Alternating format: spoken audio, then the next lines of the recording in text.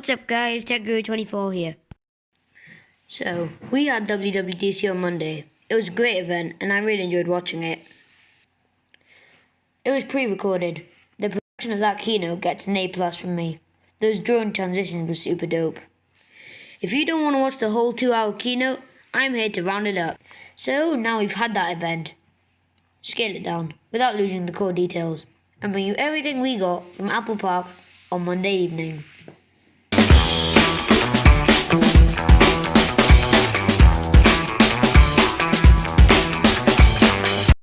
Right, so I'll take it from the top. iOS 14 got some well-awaited features, including widgets, coming to all compatible Apple products, including the iPad and Mac lineup. These widgets are set to be data-rich, as quoted by Craig Federighi, Apple's Senior Vice President of Software Engineering, during the presentation. This is also coupled with choosing how many home screen pages you want to show at once, and an all-new app library. You could kinda call this an app drawer, but it's super smooth, and it separates your apps into different sections, with a suggestions category at the top, and each category, when opened, has your most recent apps from that category at the top. Now, where have I seen that before? Oh yeah, another OS. We also got a new Siri UI too. Siri won't take over the whole of your screen now, just a small dynamic Siri logo at the bottom of your screen. Another feature added to Siri was the results that you get after asking Siri something, which is now displayed as a notification at the top of your screen. Siri can also now send audio messages and use dictation to send messages. We'll also get a translation app with a conversation mode and cross-translation between the languages shown. Apple also put some new features into iMessage, including mentions and muted notifications into messages, with the exception of mentions when someone puts your name after an @ sign. Apple also now lets you pin chats to the top. Memoji now has more styles to show your hobbies, professions, and personalities. Apple also brought in face coverings and more age options. This last new feature of Memoji is 3 new emotions: a fist bump, a blush, and a hug. Another feature that Apple brought is Apple Car Key. You can now, with iOS 14 and 13, unlock your car and start it with your iPhone. As of now, it only works on the 2021 BMW M5 though. I suppose you could kinda call this a gimmick, but then it could be really useful, but also a bit risky. Now, if you lose your phone, you lose your wallet, your car, and your phone. Apple also refreshed Apple Maps with a new cycling routes option, which goes along bike lanes, and an EV routing mode with planned stops to charge up your car. iOS now also has app clips, small parts of an app, opened by scanning an app clips code in a store. Apple also updated CarPlay, now with a wallpaper, and they really emphasized on the offline factor of the translation and the privacy of all these new features to iOS. These will really streamline the iPhone experience. Right, let's go to iPadOS 14. Probably the biggest feature that we got was Scribble, which to be honest I think was kinda underrated. With the pencil you can now write text in a text field, and then the iPad will turn that into text somewhere, from normal text to search. Another aspect of Scribble is to copy some handwritten text by you and paste it as typed text somewhere else. Also, you may not have seen this, but when they showed an overview of the features, they also showed setting third-party apps as defaults.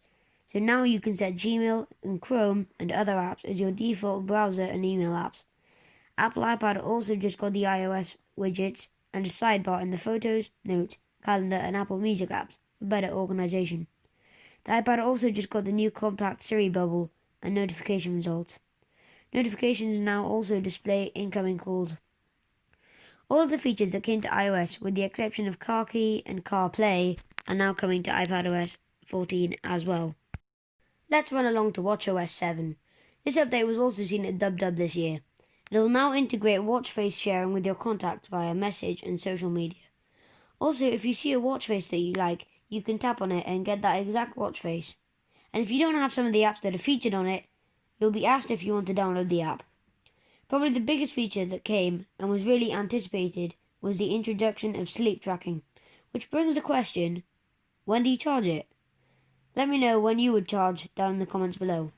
Well, if we go on what MKBHD said in his video on Tuesday early morning in the UK, you charge in the morning. Now you can have more complications on your watch face, and Apple added a new chronograph face with a tachometer. Apple also added some more activities, including dancing, and a very relevant feature called hand washing, and it detects using the accelerometers and gyrometers, etc., to work out that you're washing your hands.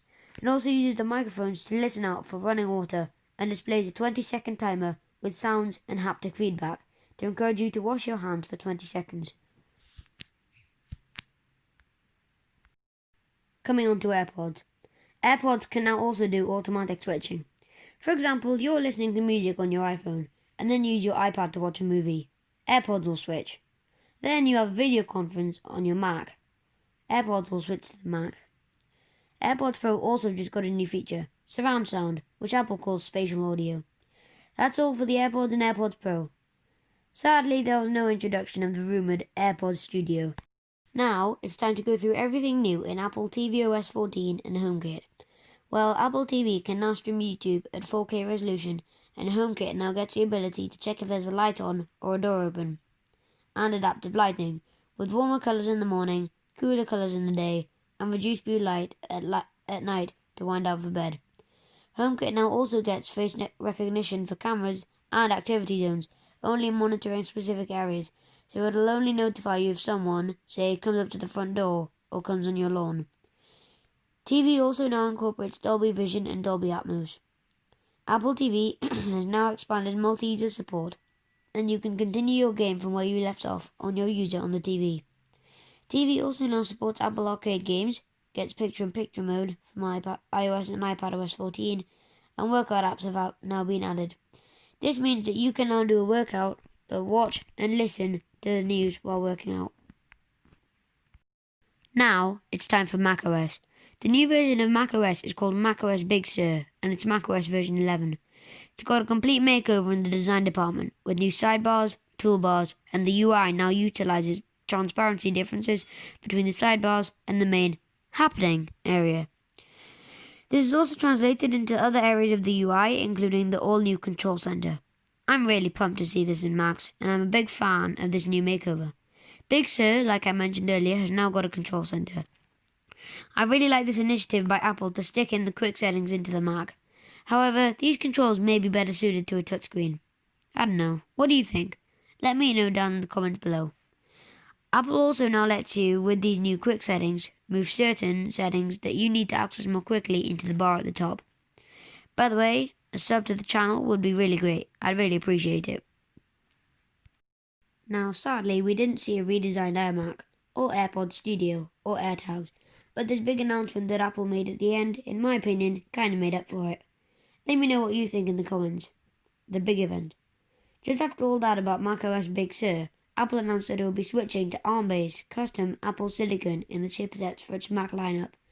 Now, most of us tech geeks kinda saw this coming, in all the leaks and rumours that we got before the event. But it's still kind of a big thing. This switch to Apple's own silicon is going to have a lot of benefits on the Mac lineup in a lot of ways. If you hadn't already seen my last video detailing some of these things, I'll link it somewhere below that like button, or somewhere up here as a card, and you can watch that for some more stuff.